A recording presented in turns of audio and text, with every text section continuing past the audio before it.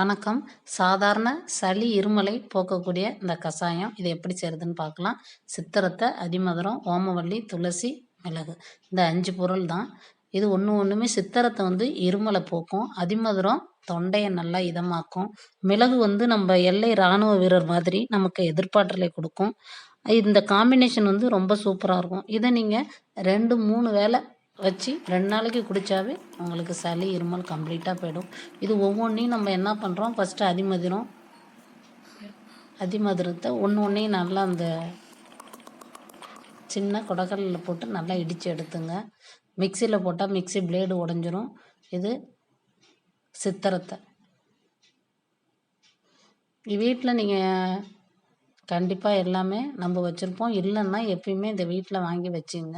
நம்ம தேவைப்படுறப்போ இந்த கஷாயம் வச்சு குடிக்கலாம். நார்மலாக இப்போ நம்ம எல்லோரும் பயந்துக்கிட்டு இருக்கோம். இப்போ இதை குடித்தோம்னா நமக்கு நோய் எதிர்ப்பாற்றல் கிடைக்கும். நமக்கு இது எல்லாத்தையுமே ஒன்றா இந்த குடக்கல்லில் போட்டு நல்லா நசுக்கி எடுத்துங்க.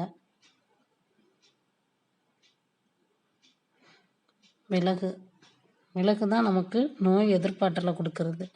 இப்போ நம்ம எல்லாத்துலேயுமே மிளகு சேர்த்துக்கலாம். இப்போ ரசம், அடிக்கடி ரசம், வத்த குழம்பு, இல்லை மிளகு ஜீரக சாதம், இதேமாரி இப்போ நிறையா பண்ணி கொடுக்கலாம். பசங்களும் வீட்டில் இருக்கும், அவங்களுக்கும் நோய் எதிர்ப்பாற்றல் அதிகரிக்கிறதுக்காக மிளகு இதேமாரி வெரைட்டி ரைஸாக நம்ம செஞ்சு கொடுக்கலாம். இப்போ எல்லாத்தையுமே நம்ம நசுக்கி எடுத்துக்கிட்டோம். அடுத்தது அதில் ஓமவல்லி இலையும் துளசியையும் சேர்க்க போகிறோம். நம்ம நல்லா இதை மிக்சியில் அரைக்கணும்னு தேவையில்லை. இந்த அளவு நல்லா நசுக்கிக்கிட்டாவே போதும். பார்த்துட்டு இப்போ ஓமவல்லி இலை இப்போ 4 பேருக்குன்னா நான் அதில் ஒரு பீஸ் தான் நசுக்கியிருக்கேன். நீங்கள் ஒரு 8 பேர் 10 பேர்னால் நான் சொன்ன அளவு எல்லாம் போட்டுங்க. இப்போ ஒரு சித்திரத்தையும் ஒரு அதிமதுர துண்டு தான் நான் போட்டிருக்கேன். 2 காமிச்சதில்லை. இது ஒரு பொடி ஓமவல்லி, நீங்கள் ஒரு பொடி துளசி, 1 ஸ்பூன் மிளகு சேர்த்துக்கலாம். இதில் நல்லா 1 குண்டான் அளவு தண்ணி பிடிச்சிங்க. இந்த பாத்திரம் ஃபுல்லாக தண்ணியை பிடிச்சி நல்லா கொதிக்க வைங்க. நல்லா கொதிக்கட்டும்.